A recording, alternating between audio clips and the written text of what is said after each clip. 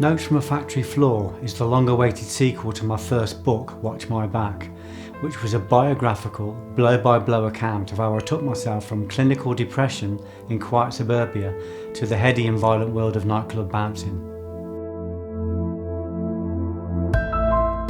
I am frequently asked about the 30-year arc from the publication of Watch My Back to now. How did I manoeuvre myself from a shitty room in a Coventry bedsit to the hallowed halls of BAFTA Piccadilly and beyond? And what happened to that snotty comprehensive kid, brought up on a council estate, herded by conditioning, shackled by the prevailing culture, the ball and chain of social mores?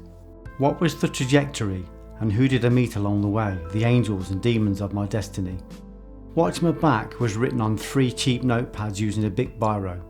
My office was a locked cubicle, my desk a piece of discarded cardboard balanced on clenched knees, and my seat was a throne cast from the very best white porcelain.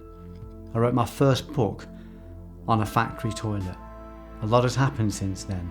I became a best-selling author, an international martial arts teacher, an entrepreneur, a business owner, a magazine columnist, a publisher, a playwright, a screenwriter, a self-help guru talking to millions on radio and television and via the written word.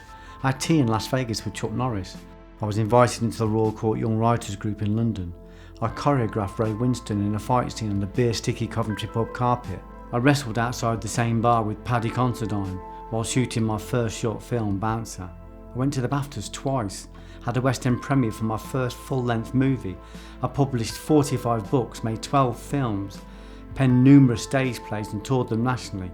I wrote an award-winning feature-length monologue for the actor James Cosmo. I worked with Orlando Bloom in my 3rd feature film about the metaphysical power of forgiveness. Notes from a Factory Floor brings all the myriad and fantastical, sometimes unbelievable experiences of the last 30 years into one brutally honest book.